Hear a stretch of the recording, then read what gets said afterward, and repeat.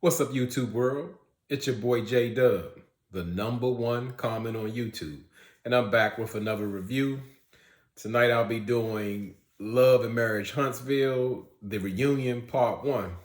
And as I said, I'm a little behind in my reviews, but I'm doing my best to catch up and, give my wonderful, dedicated subscribers, the work they've been asking for. So I really appreciate y'all hanging in there and the patience. So we're gonna start right off with it's showing Carlos King. He's greeting the cast individually, and he's letting everybody know that he's going to be hosting the show because he didn't tell them who was going to be the host for this year. And I see why really like some of the cast members didn't approve of it, because Carlos King, as he said, he's the creator, the producer, and he knows the ins and out of the show. So there's no secrets. And really, when I was looking at it, I was just like, Andy Cohen could really take notes. It would make for better reunions if he really like took a page out of Carlos King's book. So as Carlos King, they're introducing the couples. They bring out the first couple, America's favorite couple, Kimmy and Maurice. I'm like, Kimmy and Maurice, America's favorite couple, but I guess he gotta, hype the people up, or give them something to go on. So next we bring out the power couple, and that's Tisha and Marsau. And I don't remember how he introduced Martell. Who really cares? Anyway, but last but not least, Carlos introduces. He says he's bringing out Beyonce with the 29 Grammys. Who he talking about? Mel, of course. And I thought that was cute that he put that out there, like just hyping Mel up, because it's a playoff of what Martell said. What Mel thinks she is, Beyonce or whatever. Ain't like she's Beyonce. So Carlos King asked everybody, were they nervous, like why he's the host instead of like Egypt or somebody else. And pretty much everybody was saying yeah, but Kimmy, because he has all the dirt on him from beginning to end. So they start out with flashbacks showing previous seasons up till now. And Carlos mentioned that the whole show is really like taking a life of his own, especially the way like Melody and Martell drama played out even when the season wasn't on, and how like they get all kind of fans lashing out at him. And Carlos was really referring to Tisha, because she pretty much gave up on Twitter, because she was saying like the comments was like so awful. But she did admit that Carlos' initial advice was, just don't read the comments, because it's just going to be too hard to deal with, because he was trying to like hold their hands and walk them through this reality thing, because everybody's was pretty much new to it. So, I mean, she got the lesson now. So Carlos, he asked Mel and Martell if they really regret doing the show, because they started out as the power couple and together, and just the way they turned out, now they're apart. And Mel said she didn't really regret doing the show, because there was more positive than negatives. She felt like the show advanced her career much more quicker than it would if she tried to do it on her own. And well, of course, Martell, he says yes, because Martell's really going to only answer two ways. And it's either he's going to be blaming a person, or he's going to be trying to get credit from something that he felt like he did. And Martell feels like he pretty much helped create the Melody Hope brand. And he also feels that the show itself caused their divorce, because he felt like they could have dealt with this situation more so in a private manner. And in my eyes, in this situation, like more so, he's right. With him building up the Melody Hope brand, well, that's what they plan to do. That's what he was supposed to do as her husband. But he wants that credit. And sometimes it almost seems like you can't even trust Martell. I don't know if he wants documentation so he can keep talking about, get his 50%. But I don't believe that's going to happen. But also, I believe that I can't say that, even though Melody says no, but I believe that their marriage would still go on because he would be like what they say with that term, cheating in peace. It wouldn't be, Mel wouldn't be so embarrassed. It won't be so blown up and so much information given to her. And, what they having 4 children. Yeah, I really think they would stay together. But again, Martell's not going to take the blame for that. He'll never take account that, listen, he cheated with a woman for 5 years. And that was the cause of the demise of his marriage, plus having a baby on him. So, Melody is saying, nah, ain't no way that she would stay with Martell, but who really knows? Not often I kind of agree with Martell because, as I said, I put my finger up to my head with Martell because it's something ain't right, something ain't clicking, something he's so detached from to make him a normal human being. So we learned when the show was created, Marsau actually complained by email to the production to say like he wasn't happy with them changing. I don't know what the original name was, but he didn't like that it was changed to Love and Marriage Huntsville. And because more so he felt like it was a bad idea because he thought in the beginning it was, I guess, about construction and building homes and being a builder, because he said he's not really good at love and marriage. That little dumb little laugh he do. And I don't, like I said, I don't think that's funny because, like I said, they strive so hard, to make these accomplishments, but love and marriage is not a priority. So in response to everyone saying that the show has kind of like gotten away from, the plan, because they had kind of came as the comeback group and they're supposed to be a successful people to like build goals as a group and achieve them. Marsau points out like all the accomplishments, like from Maurice becoming a lawyer, Melody becoming a singer, him being a developer, and Tisha getting her second master's degree. They absolutely have accomplished wonderful things, and you really can't disagree with that, because even they do work in the community, they do foundations and all those type of things. But as I just previously said, that really seems to be the focus, and I guess is all where you put your priorities. To me, it doesn't look successful. As I said, just the way they live. From me looking at, I'm looking at Marsau. You done moved your family out of house into such a smaller house, but your car costs more than your house, and this plan to have some type of family compound that's so many years beyond. Like your kids will probably be in college by the time this gets done. Your wife is. You keep your wife so insecure about things and unsure whether you're cheating, whether you love her, whether you're committed to your family. To me, that's not successful at all. Same thing even goes with Maurice. Maurice is a guy who takes on a lot and puts a lot on his plate, but he also puts a lot on his wife, even without like so much consulting her. He'll just make up a plan and then she has to pick up the pieces.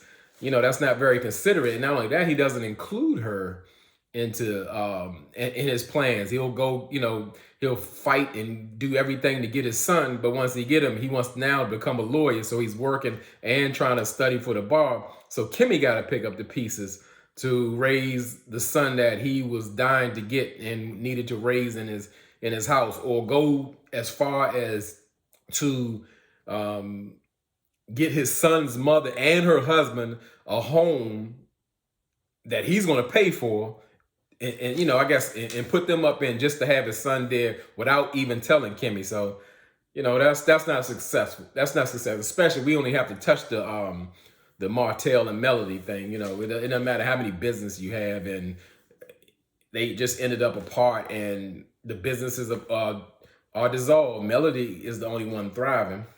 So enough about that. Carlos asked Maurice about he's hearing a lot of comments that Maurice never defends Kimmy of being the side chick, and Maurice's answer was like, well, I don't defend it because it's like being an alien. It's an impossibility, and Carlos brought up like, well, more so was some possibility that has happened or was a possibility that you can defend her. He was like, I can bring the U-Haul receipt, I can pull that up. And when talking about when he moved to Florida. And to me, this is when Carlos King dropped the ball, because he didn't hold Maurice to the question that he asked. He asked him, why doesn't he defend Kimmy being a side chick? Now, was Kimmy really a side chick? Because at the same time, it's been multiple times where people bring up something, whether it's Kai was saying it through Tisha, or even Marsau saying it to Kimmy's face on the Vegas trip, and Maurice is in a standing distance just to hear this and not say anything. That's like if you standing somewhere as a man and somebody calls your wife stupid. Okay, your wife, of course, she's not stupid. But would you stand in a room and let a man or a woman call your wife stupid? It doesn't matter whether it's true or not. As Kimmy said, this is my character. And you just standing there by like, it don't matter. And like I said, something's off, really off with that. That's not what I call a good husband. He's failing to protect his wife. And she definitely feels like she needs to defend herself. So, to me, he totally dropped the ball. And as I said, Carlos King dropped the ball, but really have liked to gotten into the mindset of Maurice of why he lets this go, and especially in his presence. We really can't do nothing about away from his presence. He can address it later, because they even show when Martell and Melody brought it up in the doctor's office, but they never address it because it's an impossibility. Okay, but anyway, Carlos asked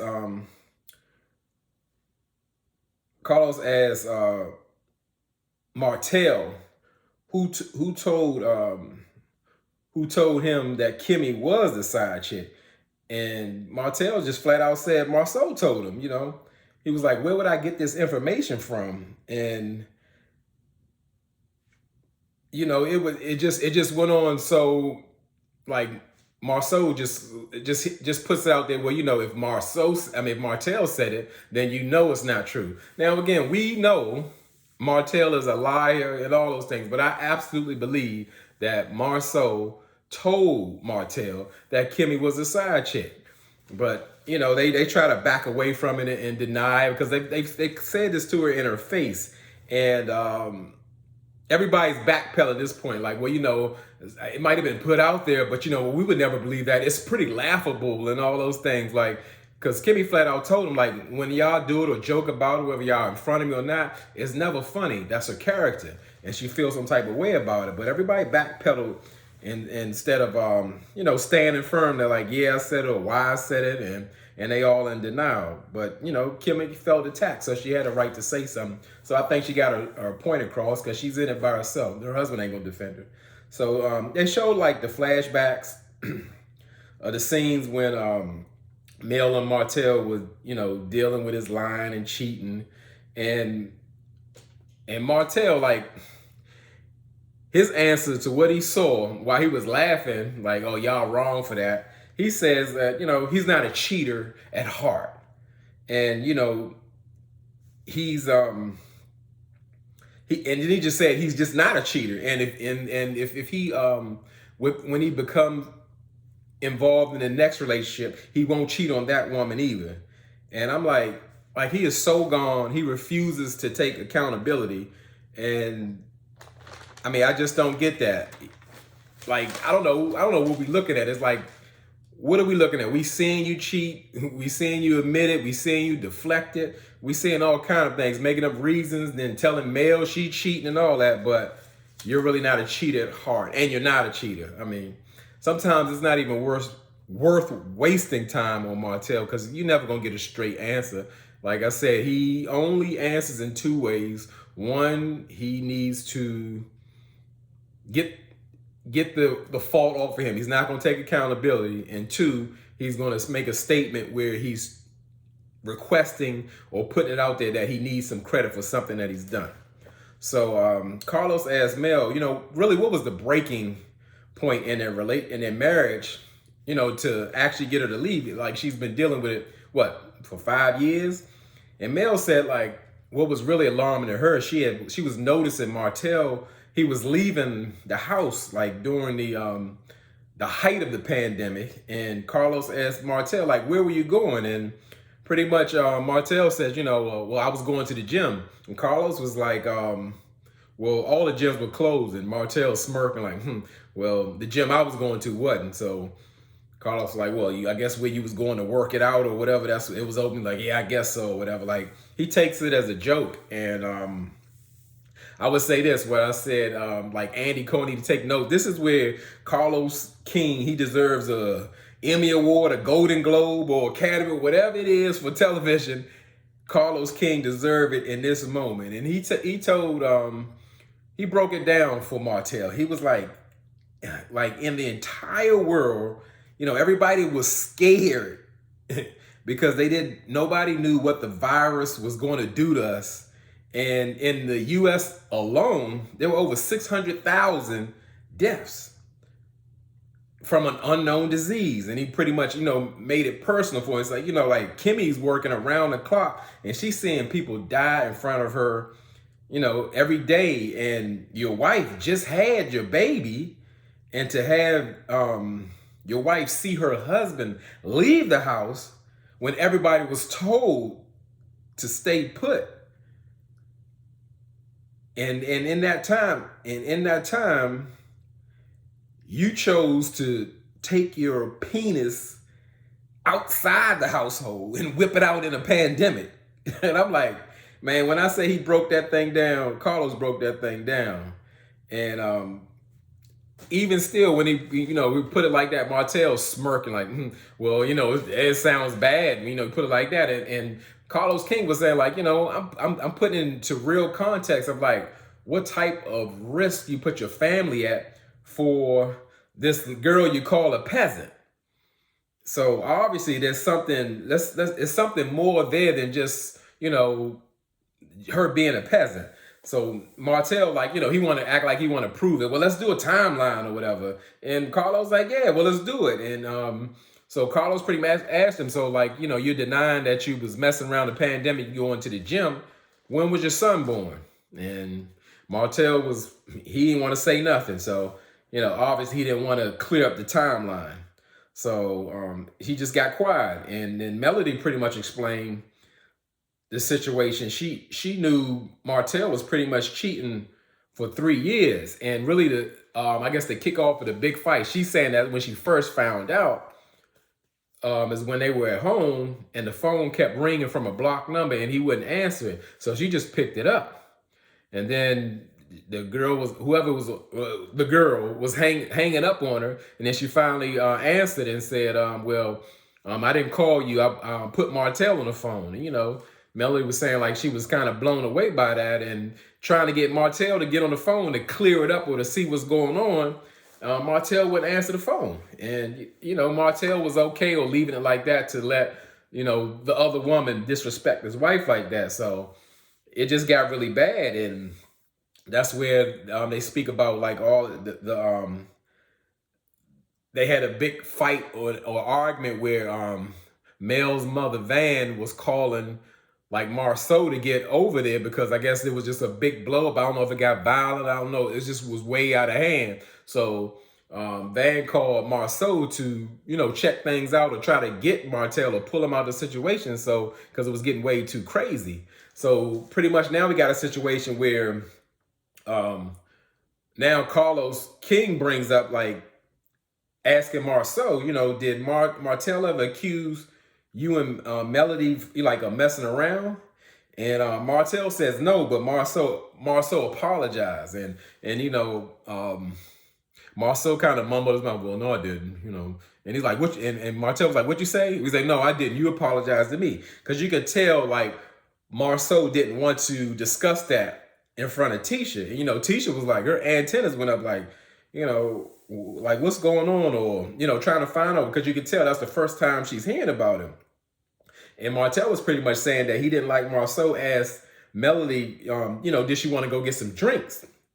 And Martell felt like it was inappropriate. And I actually see both sides of it, on the sense that Martell was saying that situation was a vulnerable situation with Melody, and that would be like the last thing you would do to ask a married woman that's vulnerable or going through something with her husband, you want to go get some drinks. However, obviously, Marsau is a good enough friend, especially that even though Melody's mother was working for them because they had a joint company, Scope, at the time, to call them and for to have them to intervene. And pretty much, Marsau explained, I called Martell first. He didn't pick up the phone, so I called Melody to find out what's going on, and she was like freaking out and saying she was by Chick-fil-A, and they kind of met up, but they never really got the drinks. But you could tell the way Marsau was speaking, there was deception there, because Martell was saying, like, you did ask for some drinks, and Marsau was like, well, I was trying to calm things down, and I was, just telling her to calm down, and we could pour something, and just kind of, relax or whatever. And Martell was like, yeah, you asked her to get some drinks, and then, we get the Melody face, I hate when she makes that face. And she go, Kimmy, can you believe Martell is accusing his own friend of messing with his wife and all that? Yeah. Martell don't have no credibility, but again, I see where he's coming from.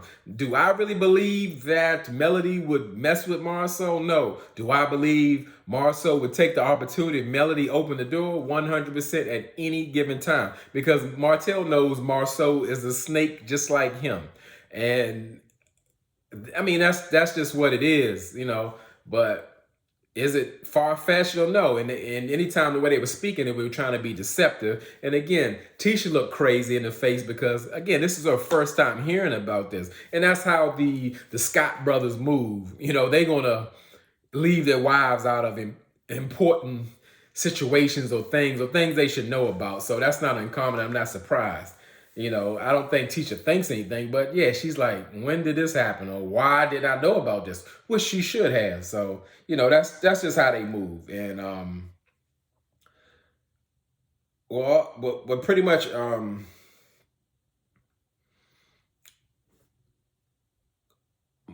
Martell mentions that, he was only dealing with the side chick because, he got to have a reason or excuse because Melody wasn't performing fellatio on him.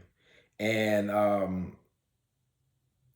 saying that more so he wanted the divorce, but come to find out, he's saying like, well, if she's not performing that on me, then how's she gonna be performing on somebody else? Because it's coming out like a scandal, like Melody left Martell but had a boyfriend because Martell's going to try to paint that picture of her because he's never going to take the accountability that he was cheating for her for 5 years, and then Melody was cheating too. He got to bring her in, he got to pull her down, but again, that deception kind of came up when you could tell the way Melody was speaking, and she was like, well, I never said I told him that. I said that he performed it on me. And just for the statement of just hearing little things that irks me, a little quirks or whatever, a man can't perform fellatio on a woman, just the definition. When they said it kind of threw me off. But anyway, where it really got cloudy is when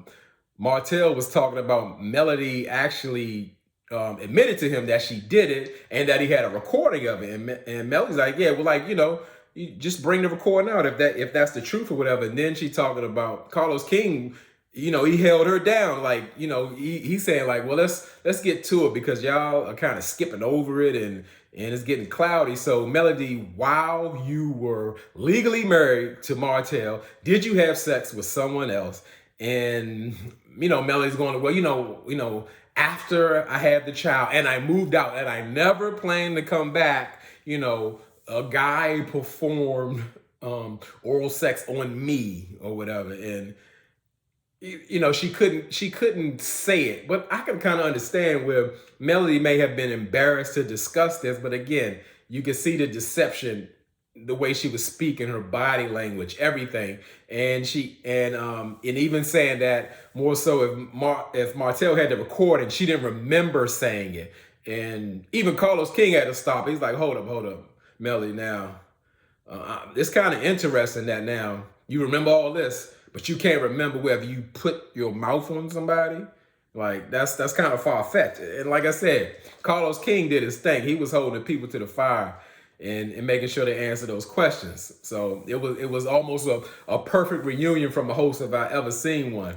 And I really appreciate that. Like he really did that because most of the time they'll answer a question, they'll let a person back off of it, let them go around in circles, and then move right along. Carlos King made everybody in there accountable, with the exception of that one question with Maurice. So, like I said, he took this situation to a whole new level. Anybody doing a reunion should watch this reunion to kind of use that as the blueprint of what to do in their reunions. So even so after that, it pretty much went off. So the next reunion is pretty much going to go and bring the I guess the sub characters on. Even though Destiny is, I guess, a main character. When I saw Destiny, don't Destiny look like a Cabbage Patch doll and Monica mixed together?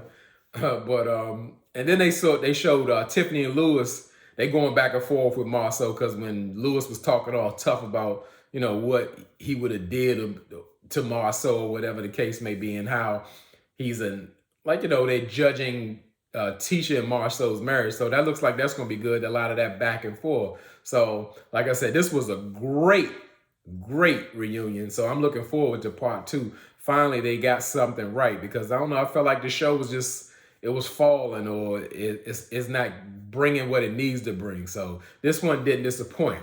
So as I said, hey, another video down. I'm cranking them out. I appreciate everybody rocking with J-Dub. And again, y'all could be anywhere in this YouTube world, but you're here with me. I really appreciate that, and I really mean it.